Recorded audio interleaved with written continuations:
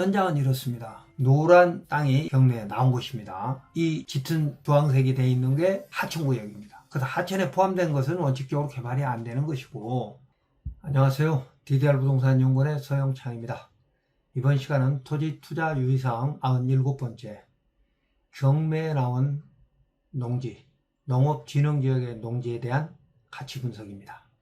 제 설명에 대한 궁금한 점이 있다면 DDR 네이버 카페로 질문해 주시기 바랍니다. 카페에는 제가 쓴 책에 대한 건축과 도로, 현황도로, 부동산 공법에 대한 설명도 있고요. 그리고 여러분들이 질문한 것에 대한 답변, 맹기 탈출 질문과 답변, 토지개발 질문 답변 이런 것들이 들어 있습니다. 더욱 필요하신 분은 공부하시고, 또 이 시간이 제한되다 보니까 다른 포인트는 또 다른 동영상에 지금 한 500개 정도 올려져 있으니까 공부하시기 바랍니다. 자, 경매 나온 것이니까 물건의 기본 정보는 여러분이 경매 사이트를 통해서 검토하시고, 여기서 이제 유의하실 것은 감정평가서입니다. 현황조사서라 이런 것들은 꼼꼼히 잘 보시되, 감정평가서에 대해서는 여러분이 한번 더 생각을 해볼 필요가 있습니다. 왜냐하면 기존의 감정평가서의 감정평가 방법은 크게 네 가지입니다. 투자 비용을 추정해서 볼 수 있는 원가조달법이 있고, 수익성을 가지고 판단하는 수익분석법이 있고, 또 주변에 거래된 사례를 가지고 매매사례 비교법이 있을 수 있고, 또 표준지 공시지가를 기초로 한 공시지가법이 있을 수 있는데요. 비도시지역, 특히 비도시 미원지역은 비슷한 지목의 토지가 1년에 한 건도 거래가 안 된 곳도 있을 수 있습니다. 그렇기 때문에 주변에 거래된 사례라든지 또는 공시지가라든지 이런 것 가지고 가치 분석을 할 수가 없고요. 또 수익성은 더더욱 거기서 농작물이 나오면 수익이 얼마나 되겠습니까? 특수작물이 아니면 가치가 없는 거죠. 그래서 기존의 방식으로는 될 수가 없기 때문에 법원의 법사 가격은 믿으시면 안 됩니다. 잘 판단하시라 이거예요. 그러면 이제 객관적 가치는 어떻게 판단해야 될 거냐? 일종의 시장 가격인 객관적 가치는 결국은 그 토지의 인허가 가치입니다. 물론 주변에 거래된 사례가 있으면 더욱 좋지만, 그런 것들이 없다 하더라도 판단할 수 있는 건 인허가 여부입니다. 인허가 여부는 두 가지가 되겠죠.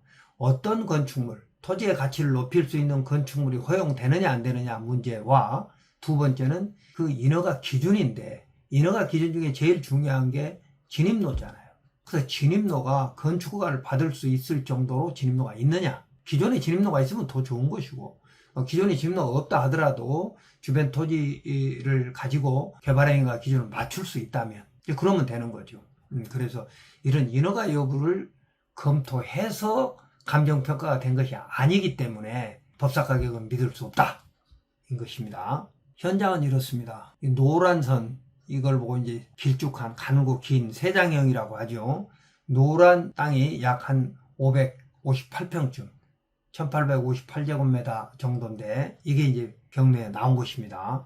그런데 이 짙은 주황색이 되어 있는 게 이게 하천구역입니다. 그래서 하천에 포함된 것은 원칙적으로 개발이 안 되는 것이고, 그리고 또 하천에는 이제 침수 위험지구가 있습니다. 그래서 이런 침수 위험지구에 대한 부분은 대지의 높이를 높인다든지 여러 가지 방법으로 침수 위험에 대해서 대비를 하게 되면 인허가에 큰 지장은 없어 보이는데, 자, 그러면 이제 여기서 봐야 될 게 뭐냐면, 여기는 농림지역이거든요. 농림지역이면서 농지법에 의한 농업진흥지역이기 때문에 농업진흥지역 중 농업진흥구역에서는 어떤 건축물이 허용되는지 이걸 정확히 알 필요가 있고요.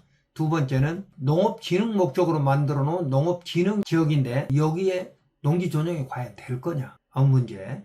세 번째는 토지의 형질 변경을 하게 되면 개발행위가 기준은 들어가야 되거든요. 왜냐하면 농지법에는 진입로 기준이 없습니다.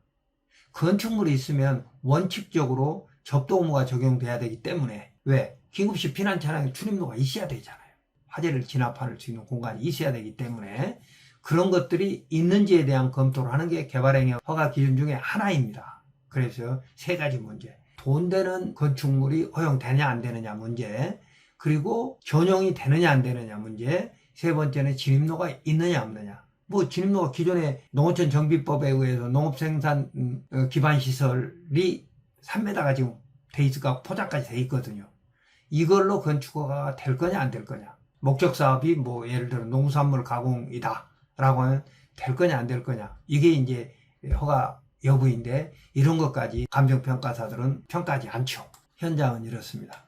경기 정리가 돼 있으니까 땅 모양 좋고요. 옆에 시멘트 포장된 도로에 접했고 평평하기 때문에 곧바로 큰 비용 들이지 않고 원하는 목적대로 쓸 수 있을 겁니다.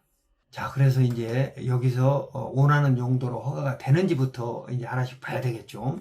국토계획법 76조에 보면 이런 규정이 되어 있습니다. 용도 지역 및 용도 지구에서 건축물의 건축 제한. 그러니까 여기는 이제 농림지역이었잖아요. 농림지역이면서 국토계획법에 의한 농림지역이면서 농지법에 의한 농업진흥구역이었단 말이에요.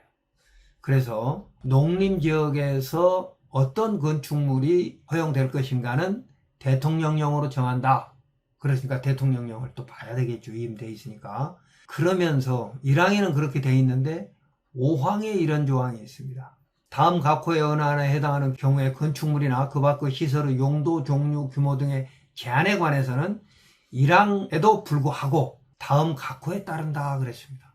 그래서 이 5항 3호에 보면 이런 규정이 있습니다. 농림지역 중 농업진흥지역인 경우, 여기 해당되는 거죠. 농업진흥 경우에는 농지법이 정하는 바에 따른다 라고 되어 있어요. 그러니까 1항에서는 농림지역은 대통령령으로, 그러니까 국토계획법 시행령으로 봐야 된다라고 했는데 5항에서는 아니다. 농림지역에서 농업진흥지역은 농지법에 정해져 있다. 허용이. 그러니까 농림지역 규정을 보면 안 된다. 이렇게 돼 있잖아요. 그래서 여기가 만약에 농림지역이라 하더라도 농업진흥지역이 아니었다면, 농지라 하더라도 농업진흥지역이 아니거나 또 보전단지가 아니거나 초지가 아니면 농지법을 적용하지 않고 국토계획법과 시행령의 별표에 있는 규정을 따르고 돼.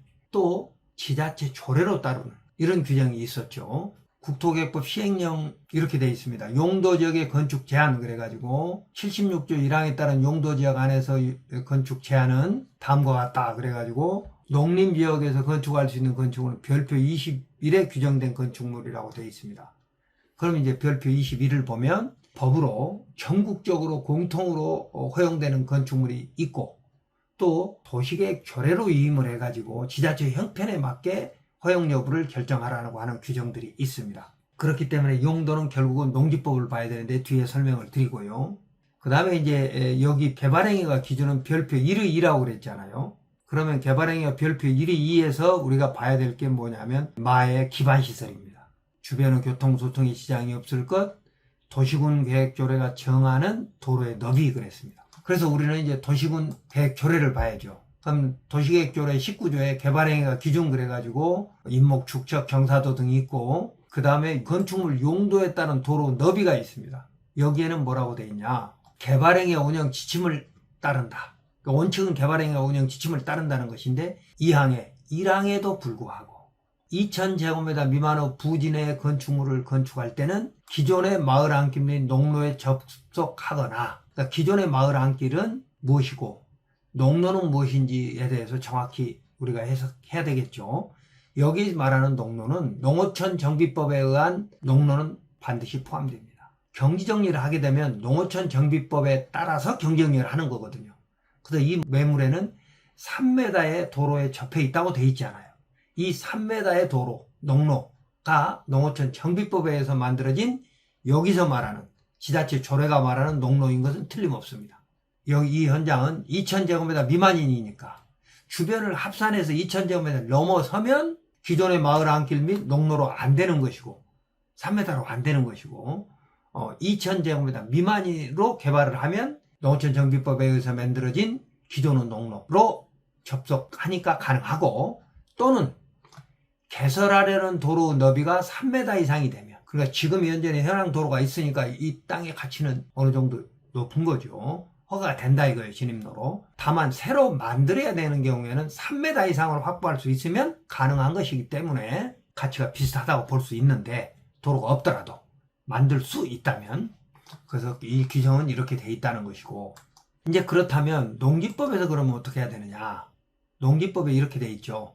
농업진흥구역에서는 원칙적으로 농업생산 또는 농지 개량과 직접적 관련된 행위만 가능하다.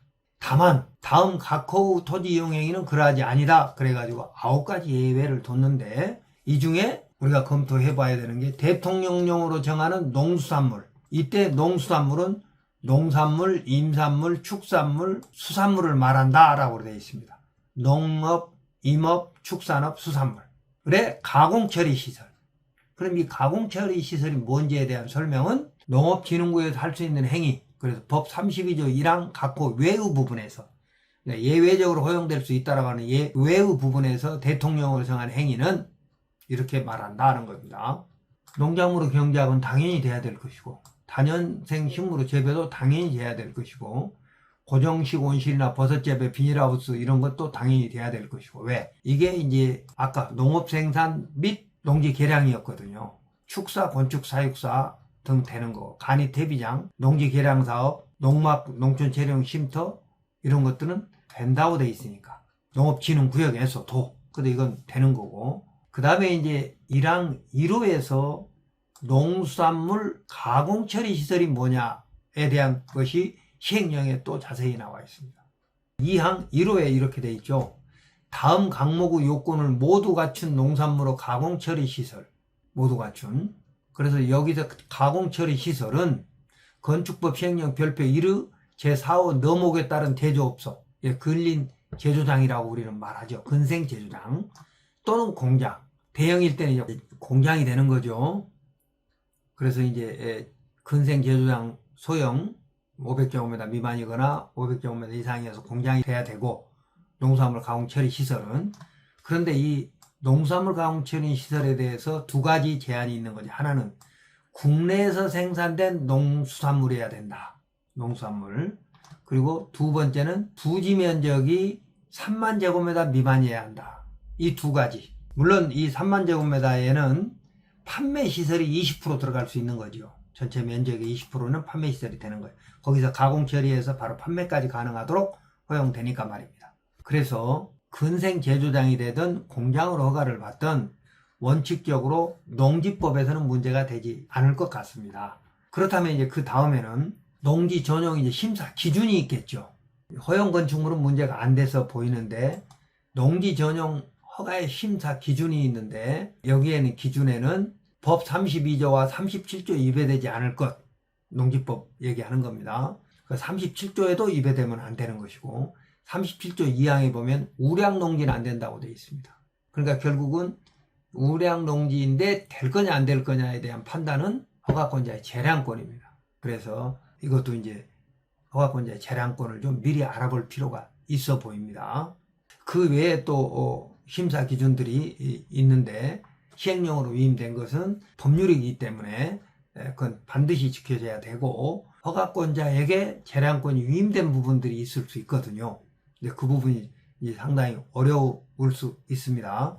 그 다음에 이제 아까 봤던 내용 진입로 부분을 다시 한번 본다면 2000제곱미터 미만의 부지에는 이제 지자체 조례입니다. 기존의 마을 안길 및 농로에 가능하다라고 돼 있으니까 아까 근생 제조장이든 아니면 공장이든 그 법률에 또 다른 규정이 있다면 공장 설비에 관한 법률이라든지 이런 것에 또 너비 규정이 또 있어서 제한이 있지 않는 한 기존의 마을 안길 및 농로에 접속하면 가능하다고 돼 있는데 여기는 기존의 농로인 건 맞습니다. 그래서 지금 현재 이 토지의 가치는 용도를 농산물 가공 처리 시설로 사용한다면 원칙적으로 가능해 보이나 허가권자의 재량권에 의해서 제한할 수 있는 부분도 있기 때문에 미리 지자체 또는 용역사를 통해서 알아볼 필요는 있어 보입니다. 제 설명에 대한 질문은 저희 네이버 DDR 부동산 연구원 카페로 해주시면 제가 성실껏 답변하도록 하겠습니다. 또 그리고 대법원 판례라든지 더 구체적인 설명이 필요하신 분은 멤버십을 통해서 공부하시기 바랍니다.